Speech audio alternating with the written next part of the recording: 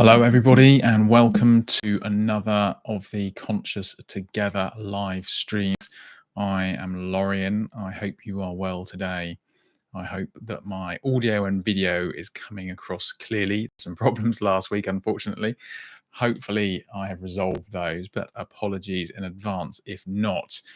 Unfortunately, I don't have a local recording of this, so if the recording goes wrong somewhere, then unfortunately, I need to redo it somehow. Anyway, today's experience, mindful session, is about meaning and finding meaning through a lens of mindfulness, and how sometimes these journeys can feel a little paradoxical.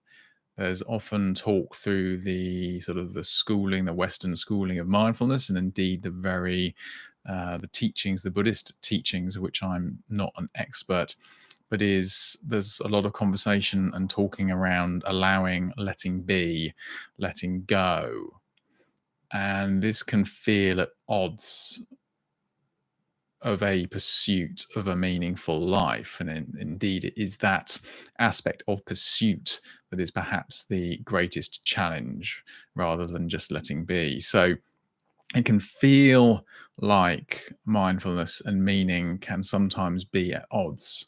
And so we're going to have a bit of an exploration around that. And we're going to talk perhaps a little bit about the pursuit of happiness as well.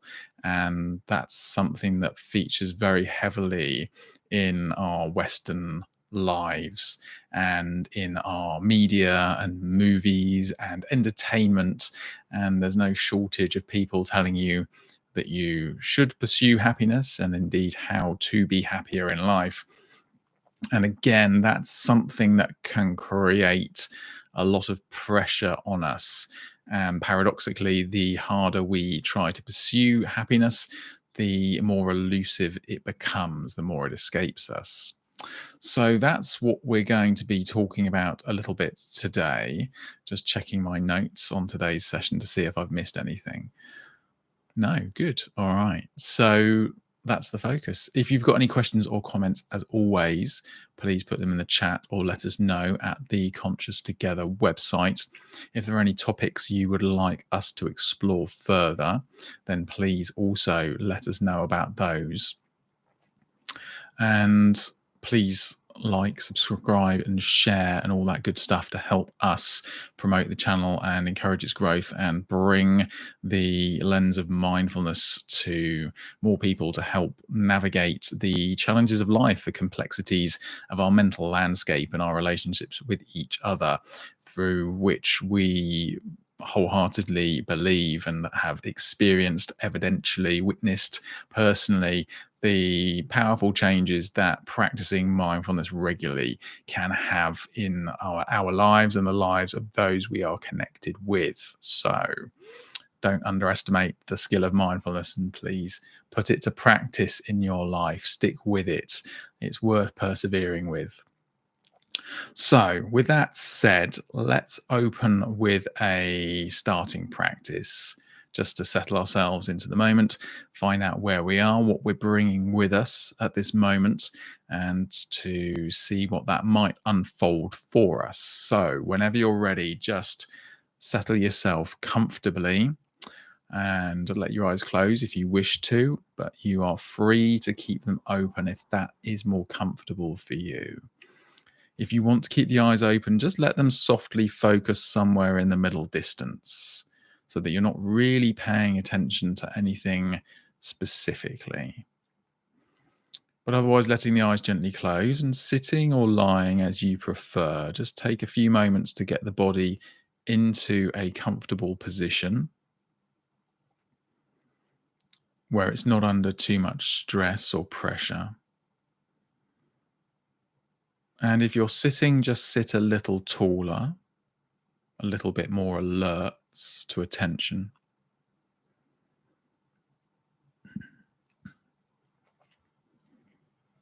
And take a few gentle breaths.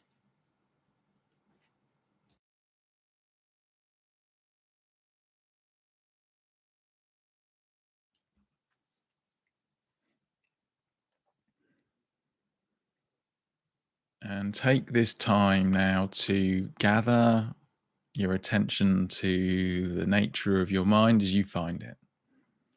What thoughts are bouncing around in this moment for you?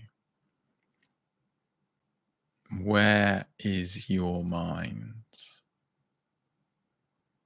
To quote a song lyric by the Pixies, I believe.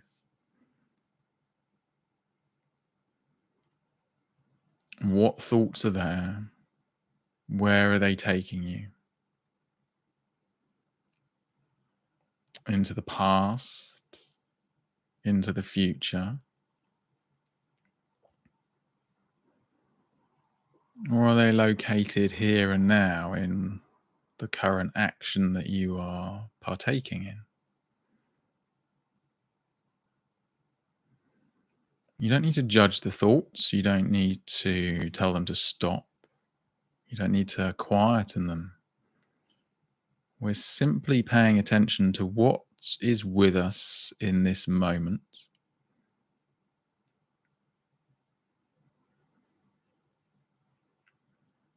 And breathe with the thoughts.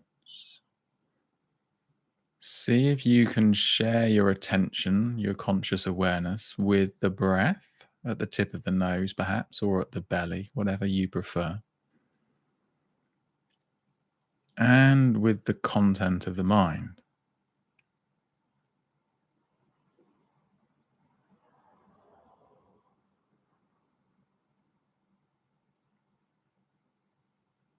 By doing this, you might help ease the stickiness of the thoughts. It might be a little bit easier to separate from the tendency to identify with the thoughts, to become lost to them, mesmerized by them.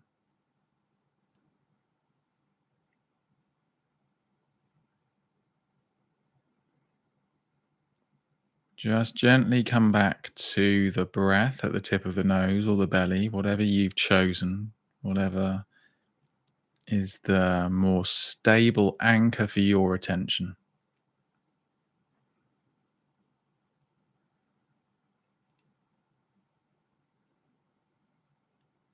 And from this platform, simply noticing the thoughts that arise,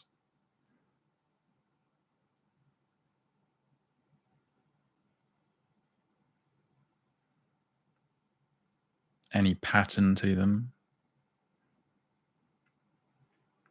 any emotional tone.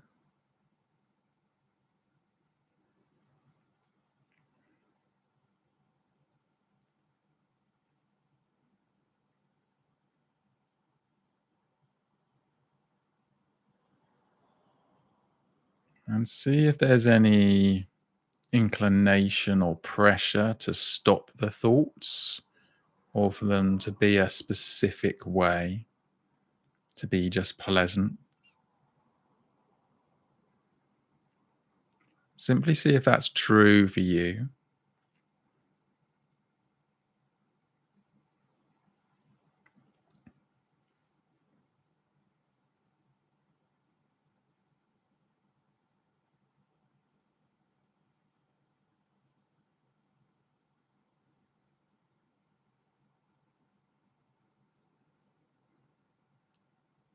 And every time you notice that the mind has wandered too far, that it's become too distracted, come back to the breath.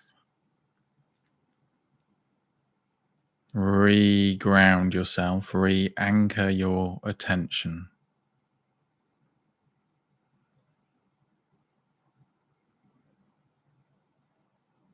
And then open up to encompass the thoughts that are present.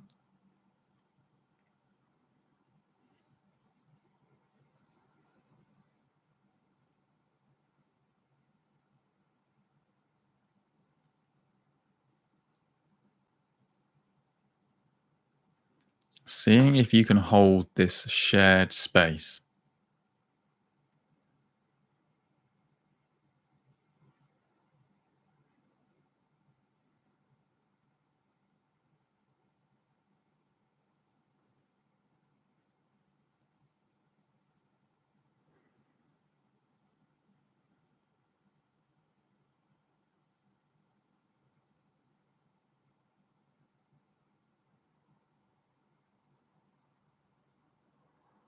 Just gently checking in on the nature of the thoughts themselves.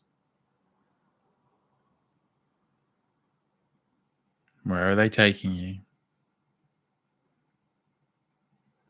Is it pleasant, unpleasant, or neither?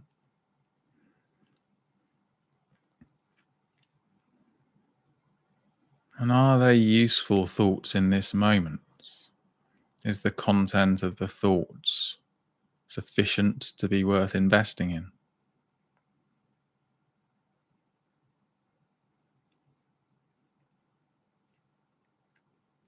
Just see what's true for you.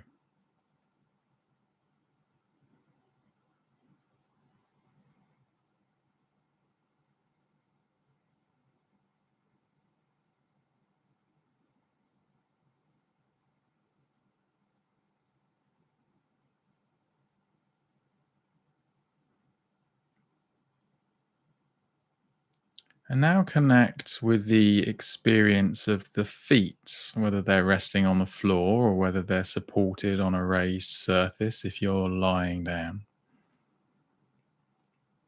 Pay attention to the sensations and experience in the feet themselves.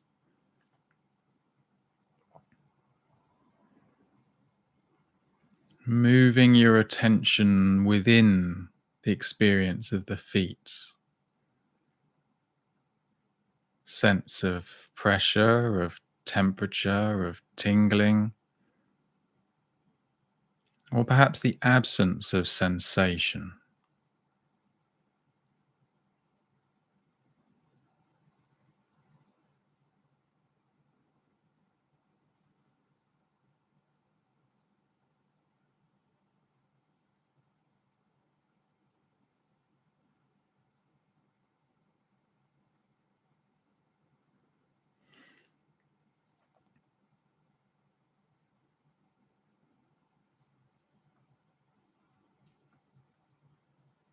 And whilst connected with the experience of the feet, again, open up to any thoughts that happen to be poking their way around the mind and see what you notice about them. Any trend or theme.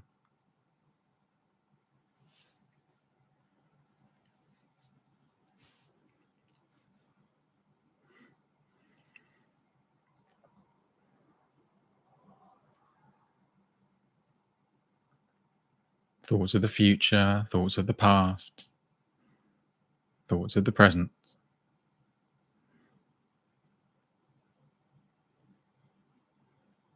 Are they helpful in this moment if they are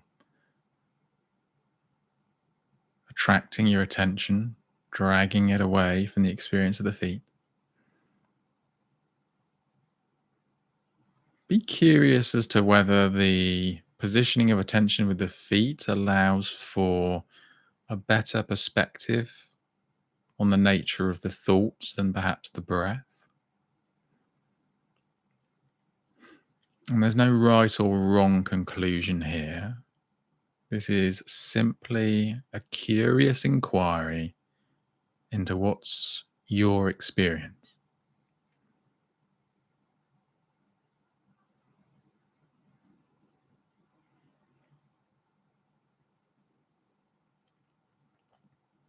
And if you notice you've been distracted too much, too captivated by the mind, then just begin again. Come back to the feet, feeling from the inside out, reconnecting, regrounding, and then opening up to the awareness of the thoughts as well.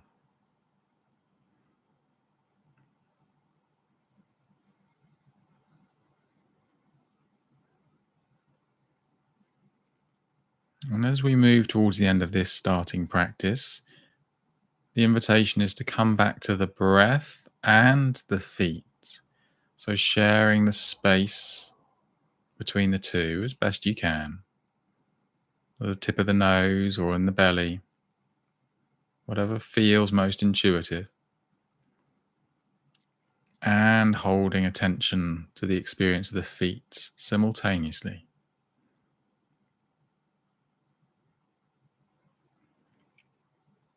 The felt physical experience.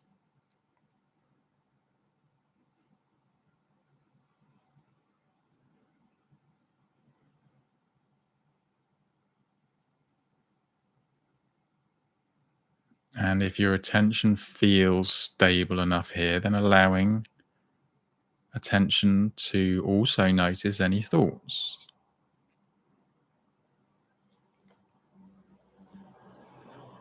Seeing if you can stay connected with the feet, with the breath, and whether this helps prevent the mesmerizing quality of the thoughts or reduce the mesmerizing quality of the thought.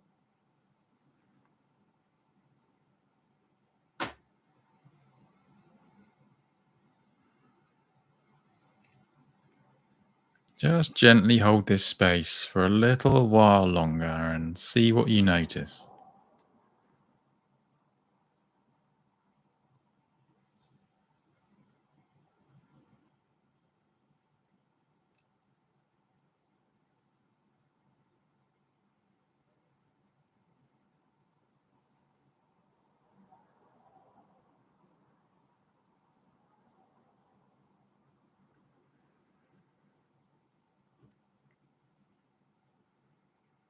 And when you're ready, just gently opening the eyes, coming back to the space that you're in.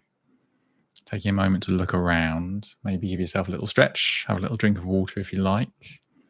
Take a moment.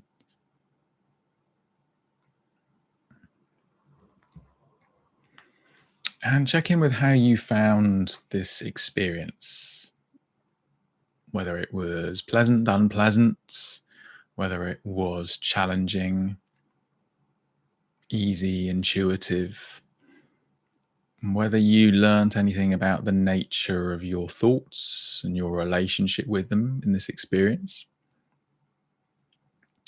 And as always, there's no correct answer. There's no answer you need to find, no right answer. It's simply cultivating this inquiring attitude into our experience to see what that lens can open up for us in terms of understanding our relationship with our thoughts and helping us to reinforce the notion that we are not our next thoughts. Thank you. So, mindfulness and meaning. And there's a lot of talk about meaning in the world and finding meaning, finding purpose in life.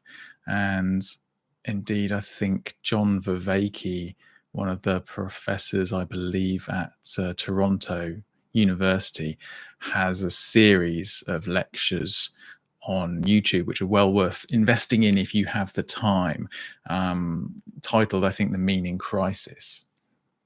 And it's something you'll hear lots of intellectuals discussing on various social media sites and media sites.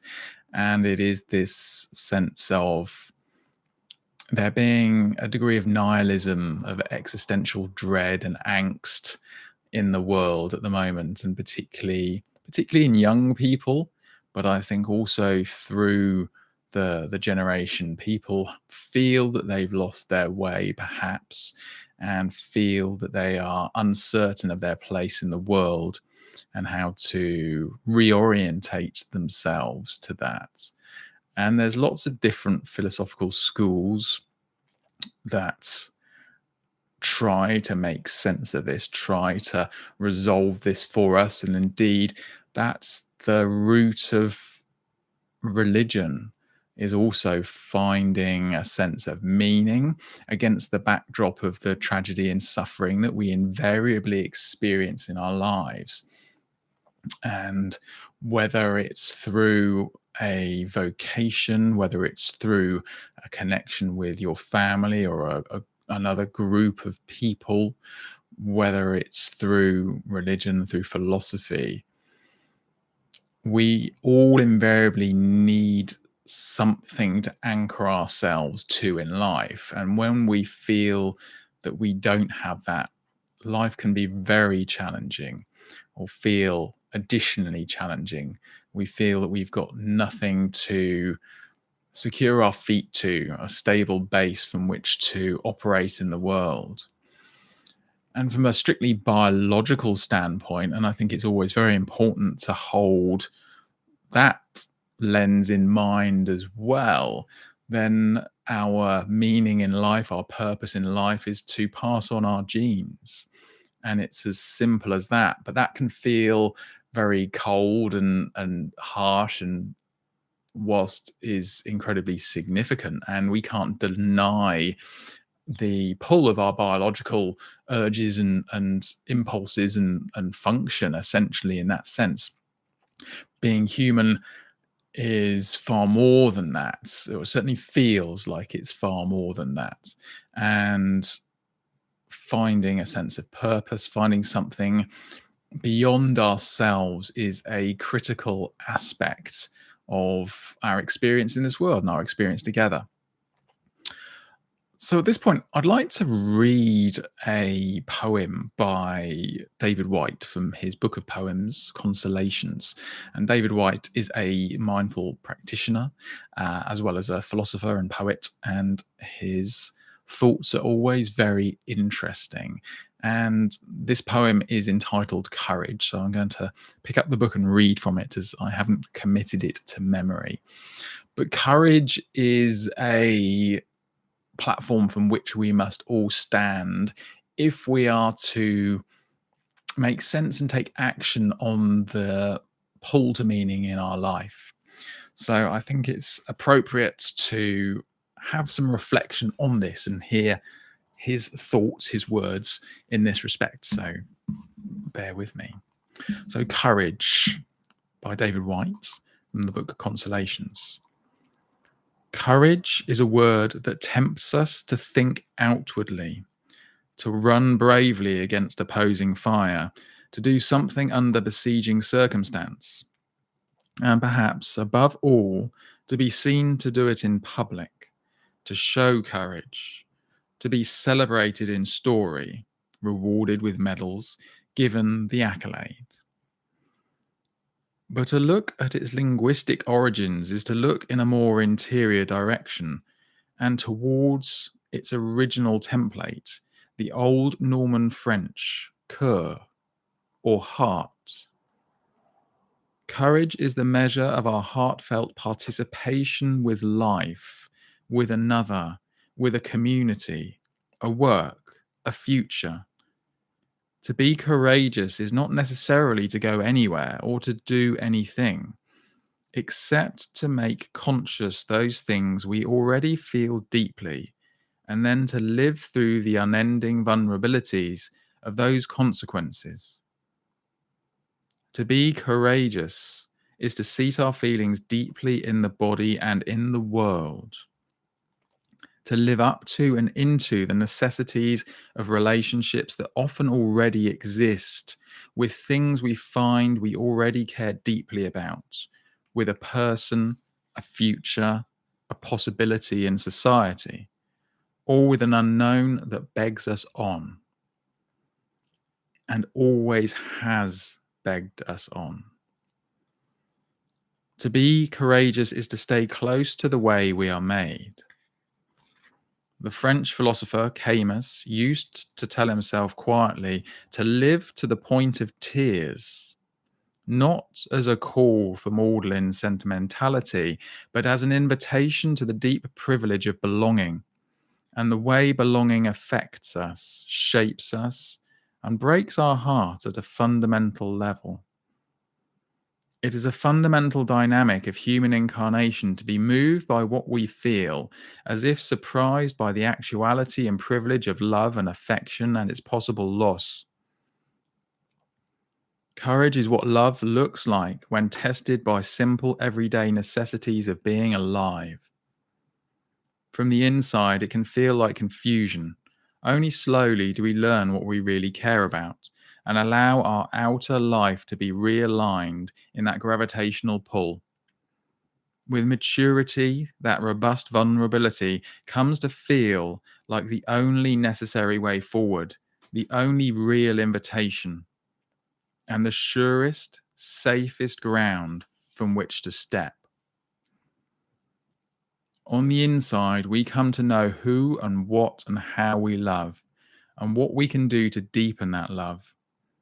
Only from the outside, and only by looking back, Does it look like courage?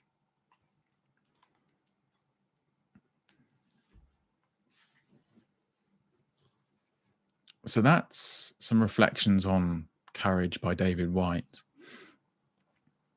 And I think, as I said at the start, that we do need that sense of courage, that we do evolve through life, through finding faith and confidence in ourselves and in our ability to navigate life, that we can step into a position of adopting the meaning in our life. Because finding meaning in life inherently contains that piece of vulnerability, because we might get it wrong, something we care passionately enough about to worry about losing, to worry about not succeeding at. And that in itself can be very off-putting, very daunting. We can be inclined to hide from the challenge of such a pursuit. And whatever that is for us, and it doesn't have to be a publicly grand offering to the world, but it is something that means something that is personal to us. And from that, it obtains its significance. And from that, it requires our courage to face, because it's easy to fail at something that we have no passion for, that we don't care about. We have all the excuses in the world as to why it didn't matter to us, why we didn't succeed, whether it wasn't a worthy enough goal, or whether we weren't interested enough, or perhaps even if we're honest, we just didn't simply have the talent or dedicate the time. But when it's something that calls to us, and we find these things, and I think Jordan Peterson talks about this, if it's something that bothers you and it keeps coming up, then it's something you should attend to, as overpowering as that may initially seem. And this also applies to any of the problems in your life, the things that keep coming back to you, that keep coming to mind, the conversations that you haven't had with your family, with a significant other, in the workplace. Those are the things that you need to attend to, and that perhaps you can find meaning in the fact that relationships aren't working as well as you would like them to, that you maybe don't feel that you're contributing as significantly to your corner of the world as you would like. And there'll be things that stand out to you, that frustrate you, that could be attended to and could be a focus for some meaning in your life, because they are there in your mind. They are poking you like a thorn, and we complain about them and we ignore them, and we do that at our peril, because they just sit there. And yeah, we don't want to let go of those, because we lose an opportunity to find something worthwhile in our life. And I suppose this comes back to the position of mindfulness. And mindfulness often talks about accepting the present moment as it is, and allowing and letting be. And these things can often sound very passive. And sometimes there is an element of that, right? It's non resistance to things that you can't change. But that isn't the same as not taking action on things that can be changed. What mindfulness allows us to do is it allows us to step away from the noise of the mind, the deluge of thoughts. So at the start of today's session, we spent some time just watching the thoughts that came up and paying attention to them. And depending on where you are with your mindful journey, that may have felt very difficult, or it may have been very interesting.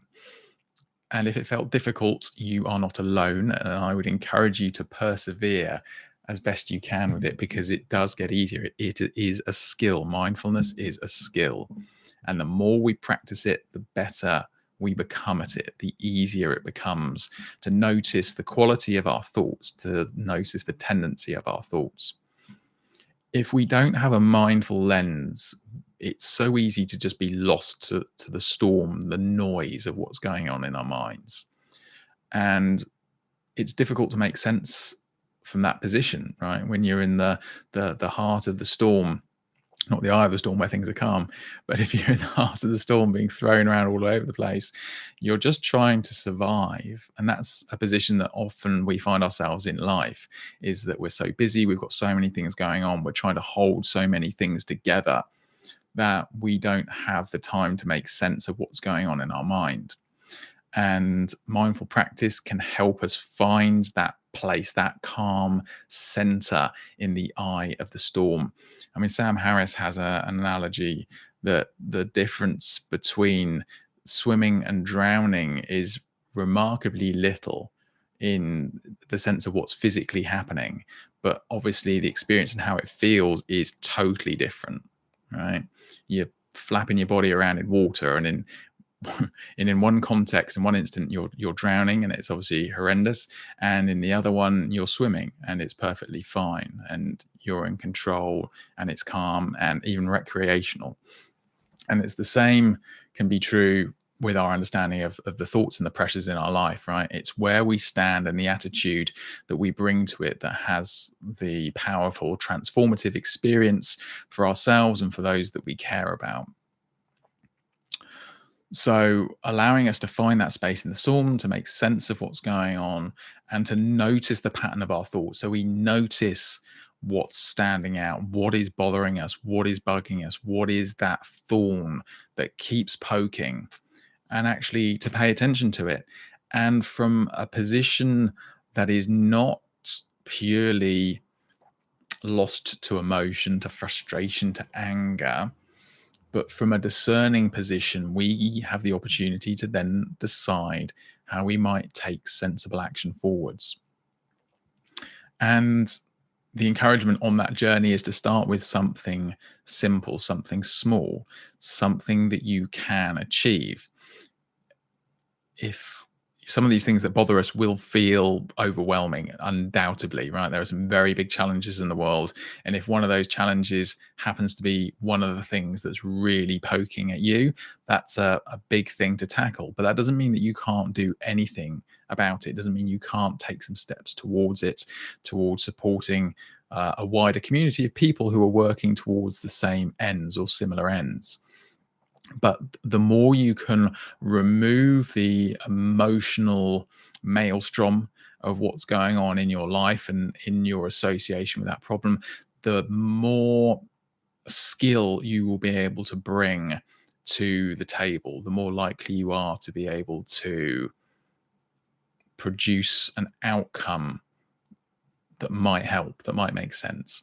And from that, from those activities, those that sort of goal orientated, picking something, moving towards it, taking action, and succeeding or adjusting your goals, you will find a sense of meaning and purpose that is hugely rewarding, even though it's going to be challenging. And these things will be challenging. You know, we don't find meaning, unfortunately, most of the time in the simplest of things, right? That the whole point of life is to take on the challenge, to see how good we can be in the context of our lives, right? And that doesn't mean comparing ourselves to other people. That means considering who we are today, who we were yesterday, and how we might move forward. And that's where a mindful lens really helps. And that's not about being passive, and that's not about just letting all of life wash over you. Although there are some philosophical schools that say you should. And perhaps that school is the one that feels the most right for you. And that, I suppose, is the wonder of all this philosophy and religion, is it's finding the path that makes sense to you. And that is invariably not the same for all of us. And although there are definitely trends and definitely themes that run through a great many of these, and indeed the more popular ones, there is always that variation, that individuality. And that is also perhaps one of the things that makes life so interesting. So I'll pause for breath there. We'll have another quick practice just to bullet point that just to allow some of that to settle in. And then perhaps we'll talk about the pursuit of happiness a little bit. And then we'll go from there. Okay. So once again, just position yourself whether you're sitting or lying.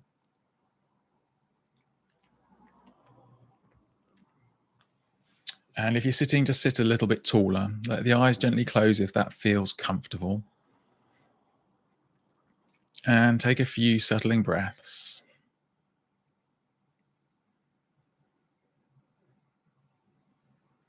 And this time we're just going to open to the experience of sound. So just listening.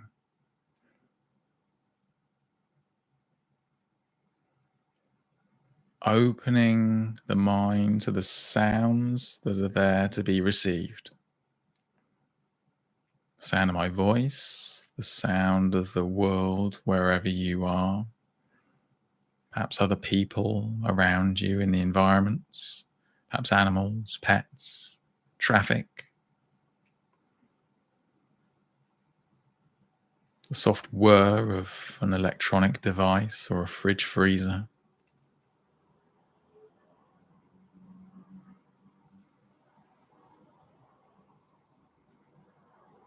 Notice the sounds arise and fall. That you don't notice, that you don't know what sound you will notice next.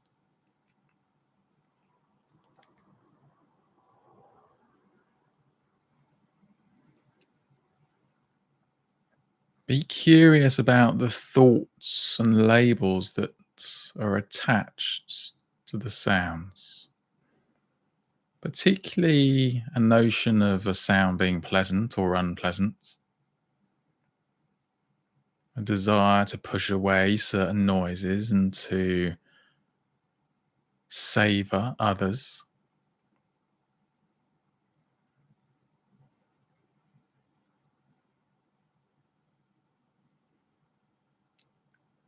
And if you're lost to thought, distracted by the movie theatre of the mind, simply begin again and listen for the next sound.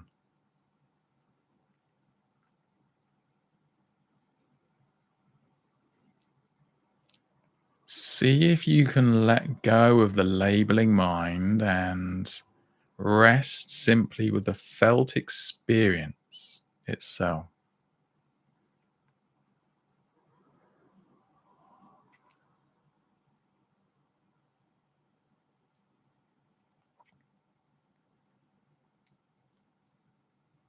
Resting in the pitch and the tone, the timbre, the volume, the raw elements of the sound experience.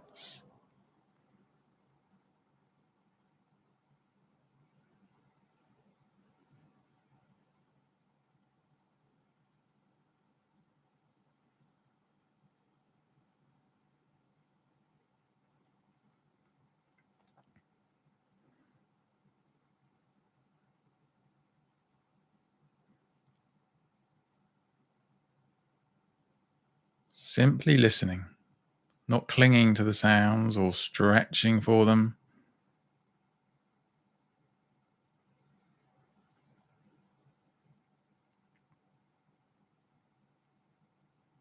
Listening to the space between the sounds. How does this space feel?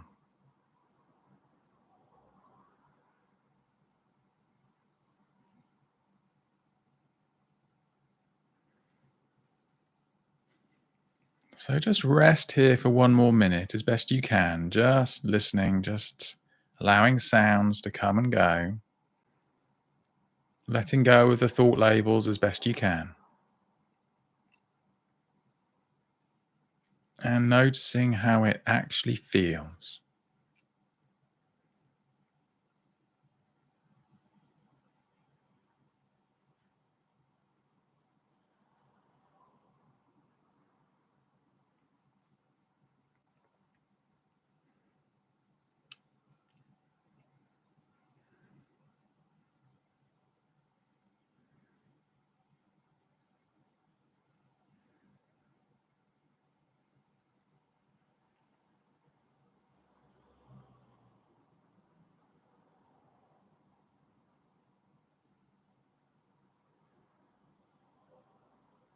And when you're ready, just again opening those eyes, taking a moment to look around, have a little stretch, have a drink if you like, reposition the body. And just take a moment for some mindful inquiry and check in with how that practice felt for you, whether it felt intuitive, whether it was challenging, whether the mind was busier or calmer in that space, whether you noticed any attitude to the sounds, any resistance to certain sounds, any desire for there to be different sounds, less sounds. Again, it's just this curious lens, this attitude of inquiry. What can we learn about our relationship with sound and the consequential relationship with our mind? Thank you.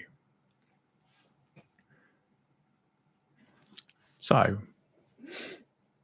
just a quick reflection on the pursuit of happiness.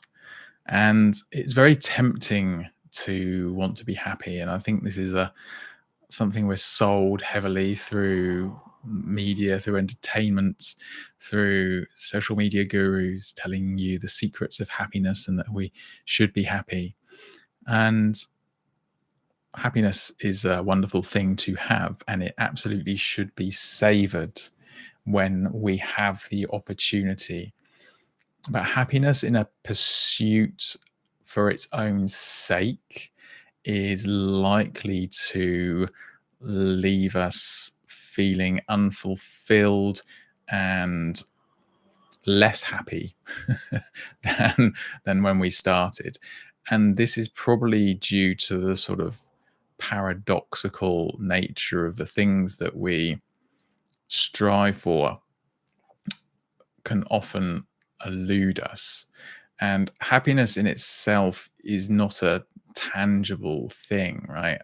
Happiness is a state that we achieve as a result of an interesting combination of factors.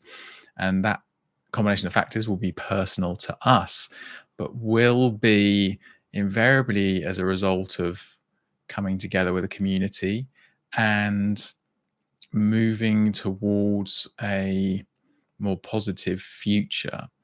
And that in itself requires a degree of challenge and a degree of investment. So we often confuse happiness with consuming things. Buying the next thing makes us happy. We get that dopamine hit when we have a new car or a new toy, or when we eat certain foods, we get a sudden hit of happiness, of dopamine. But that's always fleeting, and we end up having to chase the next hit, the next high. We buy a car, we need to buy another car. We go on holiday, we need another holiday. And it doesn't mean that we shouldn't have these things, but we should be very wary of attaching our happiness to these things and this method of attaining these fleeting doses of dopamine, of happiness hits, because they are unsustainable unless we are insanely rich. And if we're insanely rich, then these things lose their meaning because we can buy anything. And so it doesn't deliver the results that you want because you become immune to it, you become numb to it. So be mindful and be cautious of chasing the notion of happiness, and instead focus on finding something fulfilling in your life, finding that meaning and adopting that posture of courage to dare to go for that and to dare to take on the challenge that invariably will entail, and see how that makes you feel. See, and you test this yourself. You'll know quickly whether it's working for you or not. You don't have to take my word for it or anyone else's word for it. It will become very manifest to you very quickly whether or not that is right for you. And again, being mindful, applying a mindful lens to the thoughts, to the feelings, to the experience, will allow you to determine that more accurately than otherwise you might. So there you go. Some thoughts on meaning, some thoughts on the pursuit of happiness, and some meditations to boot. So I've got a final practice for us today, and this is a little bit more directed. Again, there's an opportunity here to prime your day a little, pay attention. This is a practice that's perhaps most beneficial early in the morning when you're starting your day, perhaps a practice or a ritual you can conduct to help you focus your attention on what you might be doing in your day, what you might wish to do, how to move towards an ambition, a goal, a sense of meaning, a purpose that actually resonates with you rather than getting distracted and lost by the chaos of the mind. So, see how this feels. And if it's helpful, I will be putting it as an edit on the channel as well. So you can just have this as a standalone practice if you want to listen to it again. So, with that said, once again, just sit or lie as you prefer, eyes open or eyes closed, whichever, it doesn't matter. And take a few breaths just to settle the attention. The tip of the nose, maybe cooler air coming in, warmer air going out again. And simply notice the thoughts that are present. What's currently bouncing around in the mind? What noise is there? What is the jumble of thoughts that is in this present moment?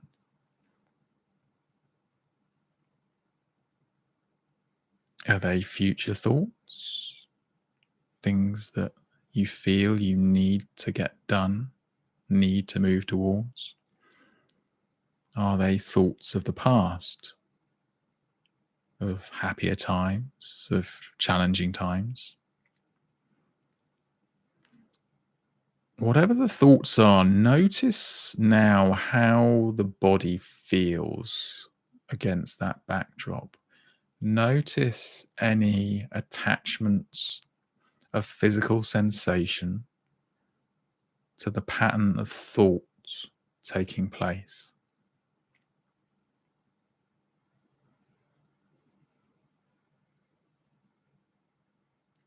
And that can be anywhere in the body, from the feet to the top of the head, the belly, the chest, the front, the back.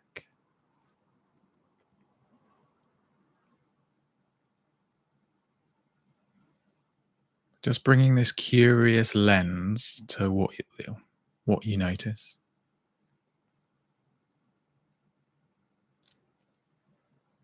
And now notice any association that the mind attaches to the experience of the body. So if there was perhaps a tightness in the tummy, what thoughts arise in consequence to that?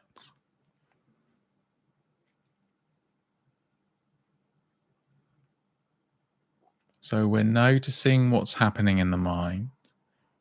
We're noticing how the body is. And then we're coming back to the thoughts that arise as a consequence, if any, of the sensations in the body.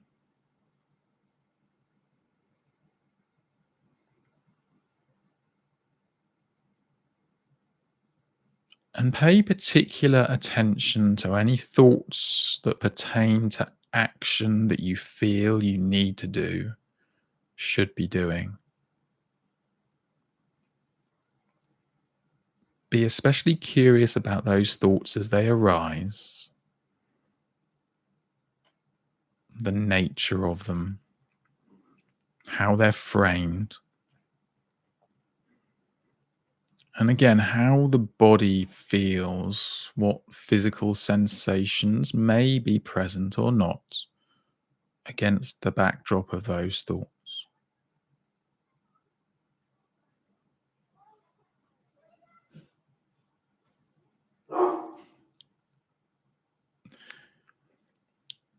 And now, if you wish to, you can simply keep watching these thoughts. You can just continue to be mindful of the experience of the thoughts, particularly, as I say, thoughts relating to activities you feel you should do or want to do, and any association with the body, and then a loop back to any additional layer of thought of the mind in response to the sensations in the body. But if you wish to, focus on one of the thoughts, either one that's burning most in the mind, the one that's most persistent, or one that's seemingly stupidly simple, but so simple that you've been putting it off time and time again.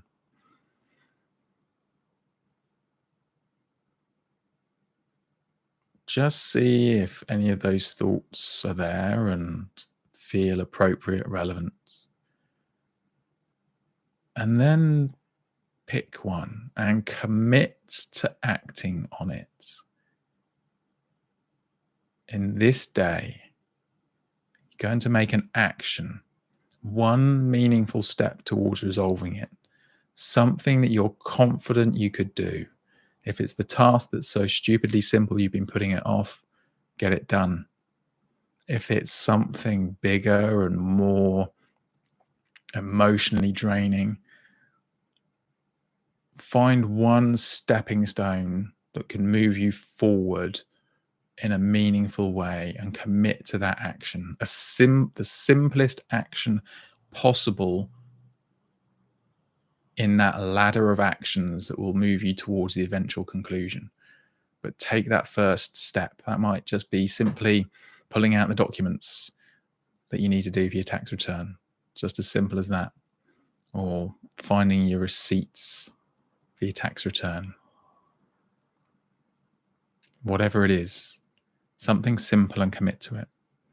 So you're going to take an action that you're confident you can meet towards resolving one of these thoughts that are bouncing around the head.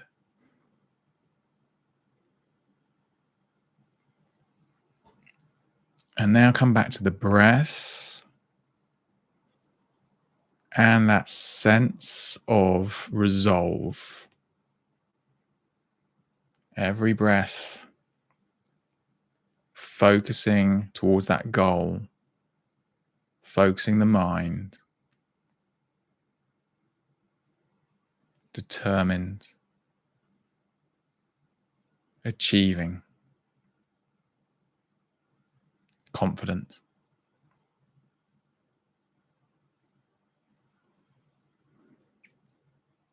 And when you're ready, just gently opening the eyes once more and taking some time to orientate yourself to the space you're in.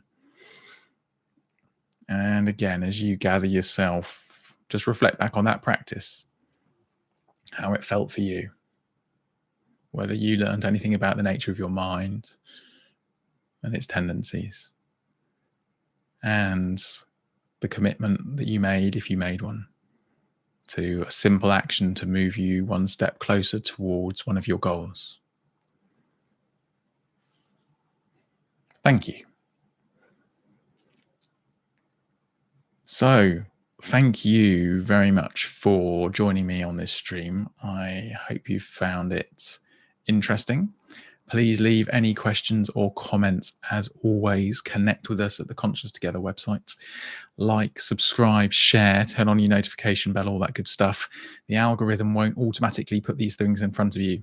So please help us stay visible to you and help us connect with other people who might be interested in what we are sharing. So with that said, thank you very much. I wish you an amazing rest of your day and all the very best. I'll see you soon. Thank you.